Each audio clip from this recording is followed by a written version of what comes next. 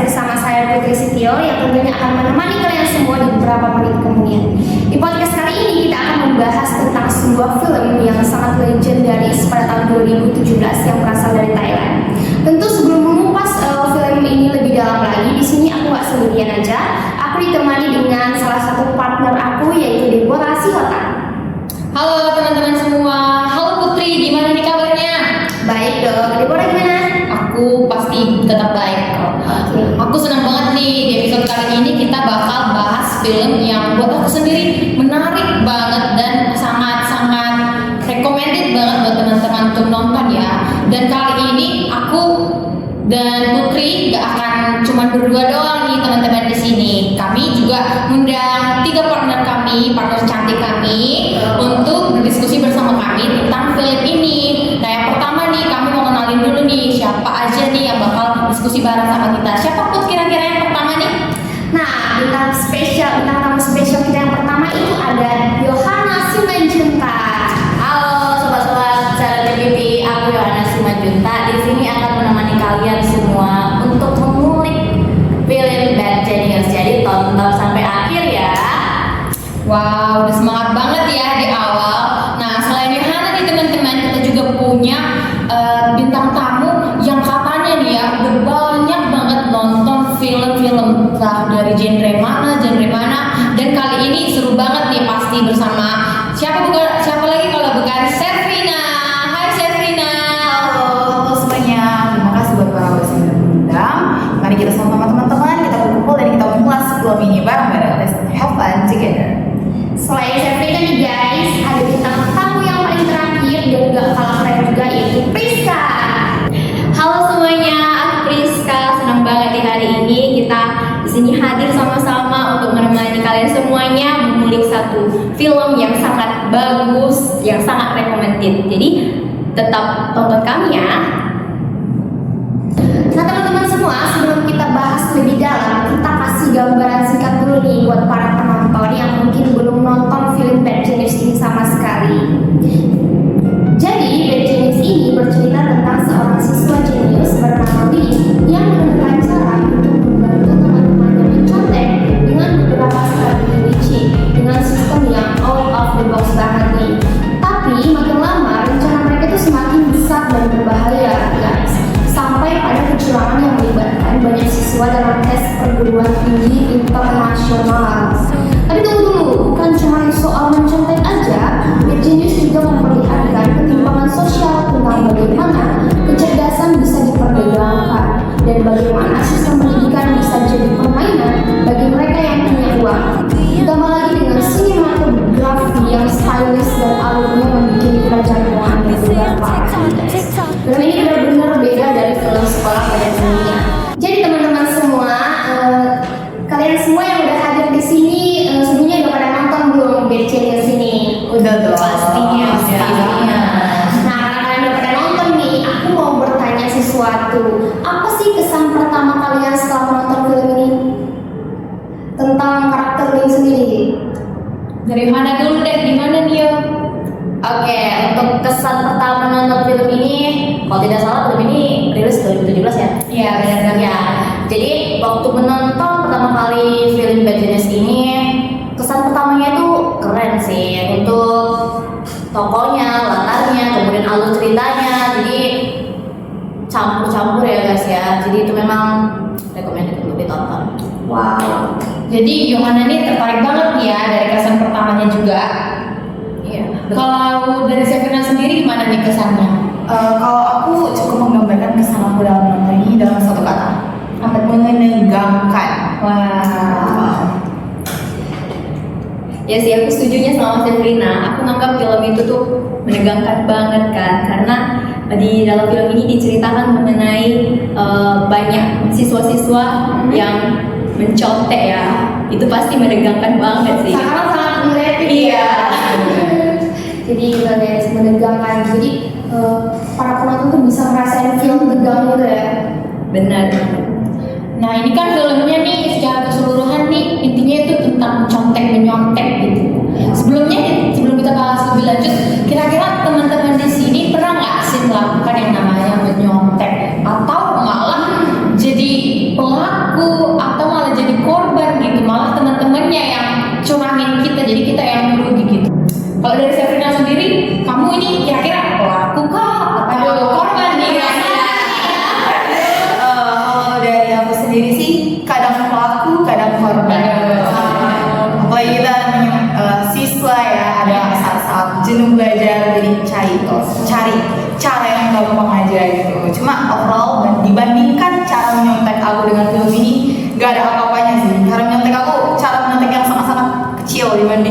bagaimana cara umum ya. betul. Kalau Priska nih gimana nih Pris? Kita nih sebagai siswa pastinya dong ada masanya pernah mencontek, ada masanya kita pernah memberikan contekan. Tapi menurutku dua hal ini sama-sama menegangkan sih, dalam memberikan contekan, baik dalam kita mencontek itu menegangkan banget. Kalau dari sisi Yohana sendiri, Kayaknya kalau mengenai untuk jadi pelaku atau pernah dijadiin sebagai kecurangan gitu, dua-duanya pernah ya teman-teman ya. Jadi memang, tapi kalau dibandingkan sama Lin dan kawan-kawan pasti jauh dong, jauh berbeda dong. Jadi sebenarnya ini film relate banget ya sama kita. Kita bisa merasakan korbannya dan pelakunya juga. langsung ke realitanya aja ya. Ya, benar banget. Dan hal yang sama. Pernah jadi korban, kadang jadi pelaku. Oke. Tadi kan kita udah bahas tentang kesan nih. Sekarang aku mau bertanya tentang karakter Lin. Menurut kalian, bagaimana sih respon kalian tentang karakter Lin di film ini? Kalau aku sendiri sih melihat karakter Lin itu sebagai sosok yang pintar, orang yang dari awal film itu disuguhkan kita dapat lihatkan kalau Lin itu didaftarkan di sekolah tersebut. Bapaknya Lin itu menceritakan sama gurunya Lin ini siswa yang berprestasi. Jadi aku melihat wah ada ya orang sepintar Lin itu dengan prestasi yang dia miliki, dia bahkan bisa dapat beasiswa untuk nggak bayar untuk masuk ke sekolah tersebut. Wah, luar biasa sekali Ya. karakter dia di film itu. Berarti Priska ini sendiri melihat Lin itu sebagai fokus kepada seseorang yang punya akademik bagus dan cerdas gitu ya. Benar sekali. Tertarik ya, benar banget sih. Kalau dari Sefrina sendiri melihat sisi Lin ini gimana nih kira-kira? Aku cukup kagum sih sama keberanian Lin ya, yang tadi Bang Rizka juga menyontek dan memberikan contekan itu sama-sama menegangkannya. Di sini yang aku highlight itu gimana posisi yang ini dia cukup berani mengambil risiko karena emang dia punya keinginan. Dia mau mencari duit untuk yang kita tahu untuk biaya pendidikan yang sangat mahal. Jadi yang aku highlight ini adalah sisi beraninya Lin, walaupun sisi beraninya itu kita bisa lihat ditunjukkan di hal yang kurang benar. Negatif ya. Sangat tidak benar. Nah kalau kita berandai-andai nih teman-teman, seandainya kita jadi Lin dalam kondisi yang mepet banget nih, apalagi soal keuangan ya, kira-kira dengan kemampuan kita seperti itu dan dengan situasi yang mepet dan peluang untuk mencari atau mendapat uang sebesar itu, kira-kira kalau teman-teman jadi Lin bakal ambil atau malah kayak aku punya cara lain nih? Kalau kita andaikan diri kita jadi Lin gimana kira-kira? Mungkin aku mulai nanya dulu nih dari Yohana sendiri, gimana kira-kira?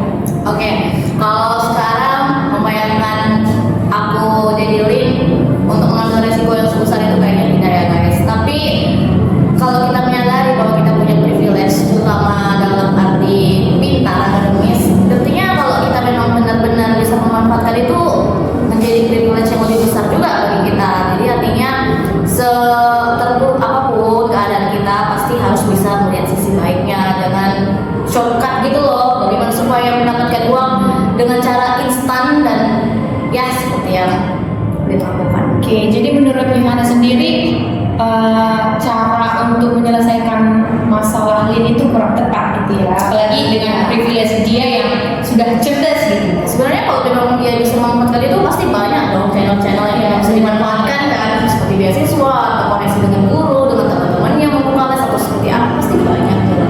Benar banget, benar banget. Kalau dari si Sefrina sendiri gimana nih Sefrina melihat kondisi dan keputusan Lin ini sendiri? Kalau aku cukup setuju dengan Yohana. Terlebih lagi kita tahu Lin ini dianugerahi ya, kita bilang dengan sangat pintar. Dia punya otak dan kecerdasan yang kita bisa bilang dia bisa memanfaatkan hal itu dengan cara pribadi. Dia punya hal lain yang bisa dia gunakan, dia punya cara lain untuk bisa mencapai tujuannya dengan cara seperti tadi membuka les, atau kita tahu teman-temannya kan itu dari keluarga yang kaya raya ya. Mungkin untuk lebih positifnya dia bisa manfaatkan teman-temannya dengan buka les privat kan, apalagi teman-teman untuk biaya sekolah mereka yang cukup mahal itu sih. Jadi teman-teman, aku mau nanya di bagian adegan Lin yang nyontek itu loh. Nah, jadi pertama kan dia nyontek tuh simple banget ya caranya untuk memberikan contekan itu kan. Dia cuma pakai cara penghapus. Nah tiba-tiba di tengah film kita bisa lihat bahwa dia tingkat kecurangannya itu sudah sampai ke internasional gitu. Bagaimana tanggapan kalian tentang hal kecil yang mungkin bisa jadi besar tapi dalam konteks negatif seperti itu, seperti mencontek penghapus tadi? Ya, untuk hal negatif seperti itu sepertinya menurut aku sih tidak patut memberi contoh ya teman-teman. Walaupun dalam hal kecil seperti itu sebenarnya memang dimulai dari yang kecil-kecil dulu, kemudian nanti dia tumbuh keberanian untuk aku ingin mendapatkan yang lebih besar, aku ingin mendapatkan yang lebih banyak karena lolos dari waktu yang skala kecil itu. Jadi memang tidak baik coba-coba seperti itu ya teman. Setuju sih sama Yohana. Apalagi kan ini posisi Lin dihadapkan dengan uang. Siapa sih yang gak bakalan tergoda dengan uang? Awalnya kan dikasih upah 3.000 baht kan. Terus ada lagi peluang yang lebih besar. Mungkin kita juga jadi Lin bisa jadi sih bakalan terkecoh. Tapi sebaiknya sih jangan teman-teman, karena mencontek itu bukan hal yang bagus. Bener banget nih, tapi memang kita juga nggak tahu ya seandainya kita ada di posisi Lin, kira-kira kita gimana gitu. Tapi nih ya teman-teman, aku pengen bahas yang ini nih. Kan sebenarnya menurut aku pribadi ya, sistem dari sekolahnya Lin itu sendiri juga yang memicu masalah ini bisa terjadi. Apalagi di situ kalau mereka mau masuk ekstrakurikuler harus mendapatkan nilai akademik yang cukup, dan cukupnya ini harus tinggi gitu ya. Mengingat bahwa anak-anak itu apalagi di pendidikan nggak semua anak-anak itu cerdas secara akademis, tapi ada juga yang pintarnya melukis atau olahraga. Menurut teman-teman sendiri, sistem ini bagus nggak sih, atau malah sebenarnya ini bisa memicu kenakalan-kenakalan anak didik yang lain, bukan cuma menyontek bahkan yang lain? Mungkin dari Safina sendiri gimana nih memandang hal ini? Menurut saya itu menurut saya itu adalah salah satu awal mula pemicunya. Karena kita tahu dari contoh kasus Grace, salah satu temannya Lin, dia itu ingin masuk ekskul drama, tapi karena nilai dia di bawah, kalau tidak salah untuk masuk ekstrakurikuler nilai mereka harus 3,8. Yang mana range angka itu tinggi dan sangat sulit untuk Grace sendiri. Dan menurut saya juga tidak ada hubungannya, tidak ada korelasinya antara ekskul drama dengan akademik, apalagi waktu itu yang di-highlight itu mata pelajaran matematika yang kita bisa matematika hitungan, dan sementara drama itu seni. Dan menurut saya kalau misalnya untuk range nilainya yang harus tinggi itu berkaitan dengan ekskul drama itu masih cukup diterima. Ini kurang lebih menurut saya itu yang sangat-sangat menjadi pemicu yang besar. Kalau menurut Priska sendiri melihat sistem dari sekolahnya Lin sendiri gimana nih Priska? Kalau dari aku sendiri sama sih sama Sabrina. Aku gak setuju sih dengan sistem yang seperti itu, karena matematika dengan bidang seni itu menurutku lebih baik. Kalau matematika aja, kalau seni aja, karena pasti beda dong. Setiap siswa punya kemampuan yang berbeda. Ada dia yang tingkat pemahamannya tinggi di bidang matematika, ada yang kurang, ada yang lebih ke seni. Jadi lebih ke mengembangkan kemampuan mereka masing-masing di tempat yang tepat gitu, yang mereka pilih. Aku setuju dengan pendapat kamu. Nah, tapi di sisi lain ya, ada satu karakter yang benar-benar mungkin bahkan yang kita yang nonton sendiri nggak terlalu excited begitu ya, atau memikirkan tokoh ini. Tapi ayahnya Lin sebegitu mendukungnya, sebegitu dia menerima kesalahan anaknya, bahkan sampai ketiga kali nih melakukan kesalahan.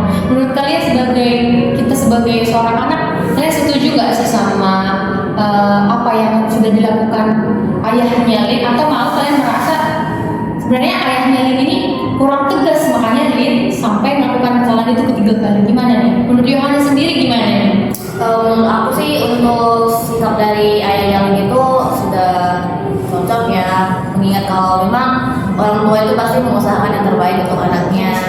Jadi mungkin berkali-kali dia melakukan kesalahan diterima, tapi itu kan pastilah orang tuanya bukannya menerima apa adanya, tapi pasti ada perasaan kecewa. Tapi bagaimanapun itu seorang anak, bagaimanapun pasti bisa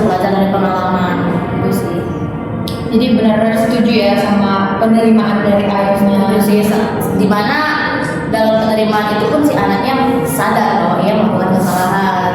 Jadi ada proses memang. Nah, selain karakter ayah dan tadi, kalian ada menyoroti tentang karakter Beng nggak sih teman-teman? Bagaimana si Beng ini politis banget ya, awalnya itu si Beng ini jujur banget, dan tiba-tiba dia malah ikutan rencana besar mereka bersama Lee. Kalian kaget nggak sih dengan perubahan sikapnya si Beng ini di akhirnya? Ya tentunya kaget dong. Dari Beng yang kita kenal di awal itu orangnya ambis, dia itu rajin banget sayang sama orang tuanya. Iya, tapi bagaimana lah ya kalau kehidupan ini sudah mengkhianati kita. Iya, di situ posisinya dia yang udah berusaha keras, bahkan melakukan segala halnya untuk bisa mencapai mimpinya. Dia jadi seperti itu. Mungkin hal itulah yang membuat dia berubah dari hal yang dia yang baik menjadi dia yang jahat. Menurutku manusia itu sebaik apapun dia, tapi kalau dia sudah dicurangi, dikhianati, mungkin dia bisa berubah 180 derajat menjadi bejat sih. Jadi situasi itu sangat mempengaruhi ya gimana karakter seseorang walaupun sedari awalnya sebenarnya dia baik, jujur gitu ya. Tapi kalau kepepet kan gimana pun pasti ada yang berubah gitu ya. Kalau dari sisi Sefrina gimana nih menanggapi karakter Beng yang malah jadi kadang kok gini gitu ya, gimana kira-kira nih? Jujur awal sempat kecewa sih karena jujur kalau Beng itu bahkan saya anggap awalnya itu Beng yang akan menjadi salah satu contoh protagonisnya yang akan membawa Lin. Saya pikir akan ada dikit romance yang Beng yang akan menyadarkan Lin gitu. Ternyata tidak ada, itu yang bikin saya cukup kecewa dan kaget. Mungkin kaget bisa dibilang nggak terlalu karena memang dari sisi kehidupan Beng sendiri ada pemicu dia sendiri. Kita lihat kalau dia melihat ibunya mencuci, mungkin yang bisa dimakan manusia dinamis, jadi dia melihat kasihan ya, mungkin ada iba, ada rasa nggak tega melihat ibunya menjadi tukang cuci seumur hidup. Mungkin rasa itu yang bikin dia jadi menimbulkan ada kesan untuk memberontak, kesan dia ingin lebih, kesan dia yang kalau kita pandang sebagai mata kita melihat sebagai egois. Benar sekali. Tapi cukup bisa dipahami sih dari sisi Beng sendiri. Nah, nih teman-teman, dari awal film ini belum mengguncang jantung ya, dari awal masih biasa, tren biasa seperti mencontek dan menghapus gitu kan. Tapi makin ke belakang nih ya teman-teman, film ini sangat bikin jantung berdebar ya. Mulai dari adegan yang paling bikin kita tegang banget nih. Dan menurut kalian semua, adegan mana sih yang paling bikin kalian terbawa suasana gitu, ikutan tegang lihat peran-peran mereka yang luar biasa gitu? Itu aku ada sih satu adegan yang menurut aku paling menegangkan ya, di mana itu posisi Beng ketahuan dia keciduk bahwa dia itu curang sama petugas yang mengawasi mereka ujian. Situ aku langsung di hatiku kayak buar-buar gitu kan. Beng, kamu bakalan tamat, Lin juga bakalan tamat. Kalau salah satu di antara kalian ketangkap, kalian itu bakalan ya dapat hukuman. Apa yang terjadi sama kalian, gak mungkin kalian bisa mengelak lagi di situ. Aku bener-bener waktu melihat adegan itu, ya ampun, aku gak bisa lagi positive thinking sih. Aku kayak gini sih. Ikut takut ya. Iya, langsung membayangkan diri sendiri. Pemicunya kan mana orang-orang yang si Grace dan kawan-kawan yang sedang mencetak barcode juga belum menerima jawaban. Lin juga yang kalah tahun gak bisa fokus ujiannya yang keempat atau kelima ya. Proyeknya udah nunggu. Udah marah-marah. Dibejong, aduh. Itu kan dari situ sih kejar-kejar kan. Situ sih puncak. Dapat banget ya tegangnya, komedinya semua. Bener, pokoknya kita sepanjang film itu pokoknya kayak Chris kayak barbar gitu ya. Sampai keringat dingin nih. Ya, bener banget. Nah, tapi aku pengen tahu nih pendapat teman-teman. Ini kan di sini karena ada kesempatan, jadi adalah tindakan ini ibaratnya kayak tidak ada asaf, kalau tidak ada afi gitu ya kan? Nah, kalau dari teman-teman sendiri nih, teman-teman setuju gak dengan statement yang bilang gini, kita nggak apa-apa melakukan kecurangan atau cheating di kondisi tertentu gitu? menurut teman-teman setuju nggak dengan pendapat atau statement ini? Kalau dari Safrina sendiri gimana nih menanggapi statement-statement seperti ini? Kalau ini aku pribadi ya, tolong jangan jangan dicontoh ya. Judge, tolong kalau komentar itu tolong dimatikan. Oke. Kalau saya sendiri, kalau aku sendiri pribadi ada beberapa part yang aku mau melegalkan cheating gitu. Kondisi tertentu kayak misalnya ujian dan sama sekali belum ada dikasih dari gurunya sendiri, belum ada arahan, belum ada pembelajaran, bahkan misalnya ini berarti kesalahan ada di guru dan juga mungkin di siswa beberapa, yaitu gurunya tidak ada memberikan kasih materi, tidak mengajari, tidak ada para aba-aba tiba-tiba muncul soal seperti itu. Misalnya belum pernah pelajari B, soalnya tiba-tiba ada gitu. Itu akan memicu sih siswa untuk nggak tahu apa nih, tiba-tiba bisa menjadi masalah. Temen minta dong. Jadi kalau aku pribadi secara pengalaman pernah jadi akan untuk beberapa kondisi melegalkan sih. Kalau jangan dicontoh, jangan dijudge. Oke. Sepertinya ada di Waduh, Trini. Biasanya kita Safrina karena nih. ini sangat related ya. Iya benar. Kita mungkin sering merasakannya dan mengalami mungkin. Jadi kalau menurut Yohana bagaimana? Oke, tapi kali ini kita berbeda pendapat dulu. Tapi iya, kalau mengenai cheating ini sendiri atau nyontek ya, memang ini menjadi masalah klasik untuk siswa peserta didik ya, walaupun saya pernah mengalaminya. Tapi sejujurnya untuk cheating itu sendiri sebaiknya tidak boleh dilakukan, karena bagaimanapun kalau diperbolehkan itu untuk tujuan dari belajar sendiri, nanti memotivasi siswanya itu pasti bisa berubah. Pasti pikirannya jadi nilai, bukan bagaimana mereka bisa meningkatkan kemampuan dirinya, nggak secara akademis saja, tapi bagaimana problem solvingnya, bagaimana mereka memecahkan masalah, manajemen waktu. Jadi itu sih, untuk cheating itu sendiri sebaiknya tidak dianjurkan dan tidak boleh ya teman-teman ya. Oke, jadi kira-kira kalau Priska ini ada di kubu mana nih? Kubu kanan atau kira-kira kiri nih? Ayo Priska, Coba dong guys, aku pilih pendapat Yohana atau Safrina nih. Aduh, tempat dulu guys. Jadi aku pribadi sih lebih condong ke Yohana ya, lebih melegalkan kalau kita itu apapun situasinya lebih baik seharusnya kita itu mengerjakan ujian itu dengan kemampuan kita sendiri. Tapi ya seperti yang aku bilang di awal tadi juga, aku pernah melakukan hal itu juga. Tapi ya ayolah teman-teman, dalam situasi apapun mungkin cara yang terbaik adalah untuk apa adanya, menjadi apa adanya. bisa mungkin dihindari ya teman-teman. Iya. Kalau kepepet ya udah. Ya udah. Tapi jangan diulangin, oke? Teman-teman. Oke, jadi jujur tetap yang sama. Oke, untuk menutup podcast kita hari ini nih udah seru banget sih dari awal sampai Diskusi kita. ya benar banget, udah sampai ya related banget dengan kehidupan kita. Nah terakhir nih, aku pengen deh tiap bintang tamu kita hari ini tuh kasih pesan dan kesan buat teman-teman yang nonton juga, dan coba kasih rating dari film ini setelah teman-teman udah nonton kira-kira berapa. Mungkin aku bakal mulai dari Safrina duluan nih. Gimana Safrina?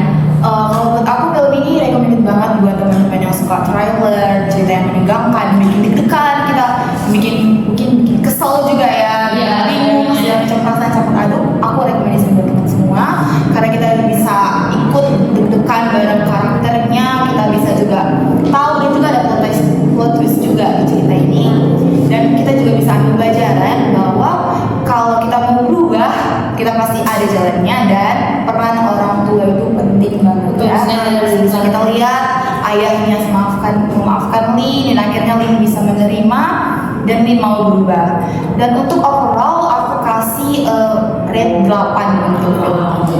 Oke. Kenapa nggak 10? Kenapa nggak 10? Karena menurut aku secara sinematografinya ini film bagus banget. Buat tahun 2017, dari pencahayaan, dari filter dan segala macamnya, film ini bikin nyaman ditonton, bagus juga, dan gak ada adegan yang berlebihan, cocok buat ditonton semua umur ya. Dan juga mungkin secara kurangnya itu kenapa nggak 10 nggak perfect gitu ya.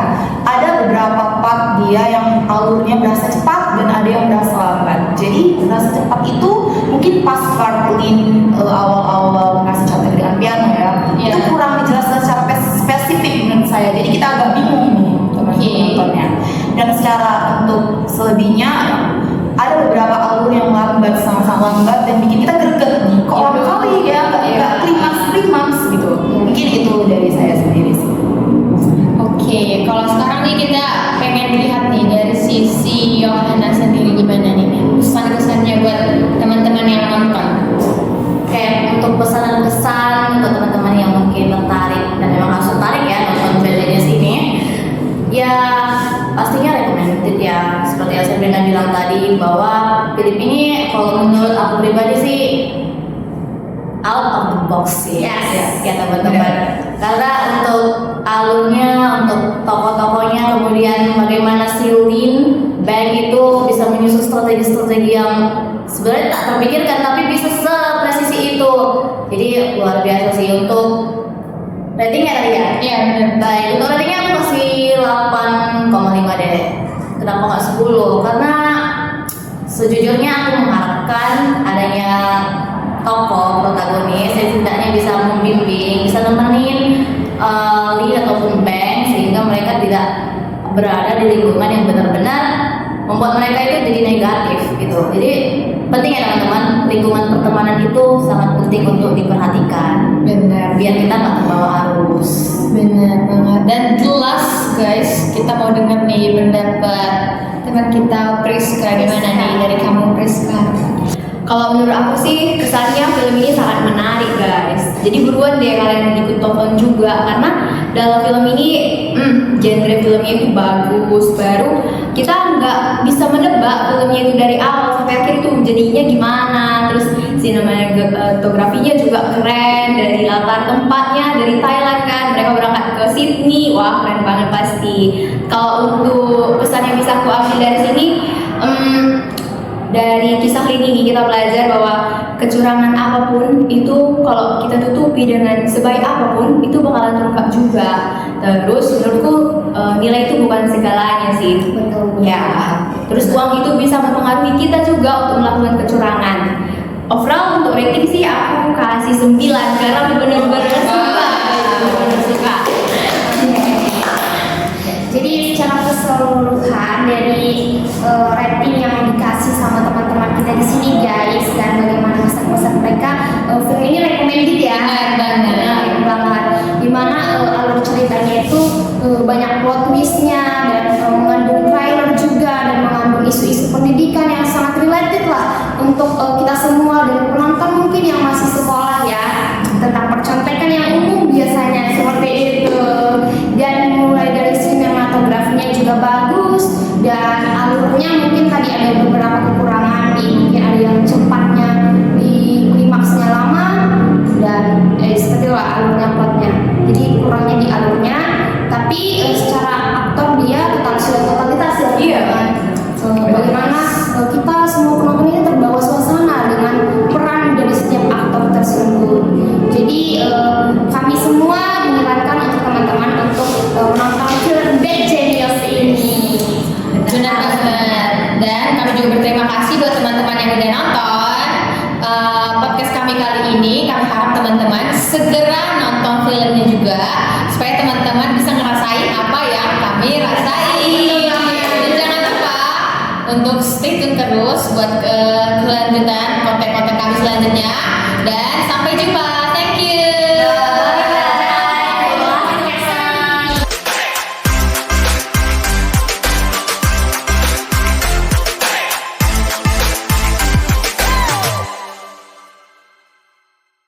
Thank you. Oh, di sini rumahnya. Selamat datang teman-teman semua.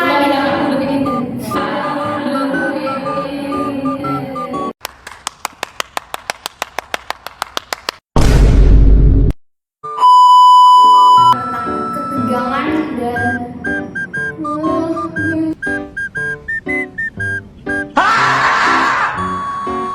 Astaghfirullahaladzim.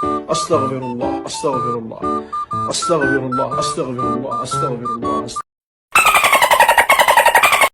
Matilah kau, suka-suka kau lah. Ya.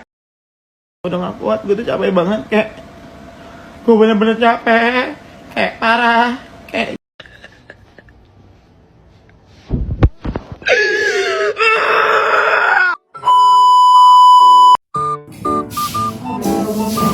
Jangan sekarang. Maksudku uang kan ada dalamnya. 10 miliar. Dan oh my god, wow. sakit. Sama sekali. Jadi BTS ini bercerita tentang siswa jenis tapi yang berpacaran dengan contek dengan beberapa strategi dengan sistem yang out of box. Woi, lagi santai kawan. Pakai. Elah-elah dunia kawan santai. Pakai.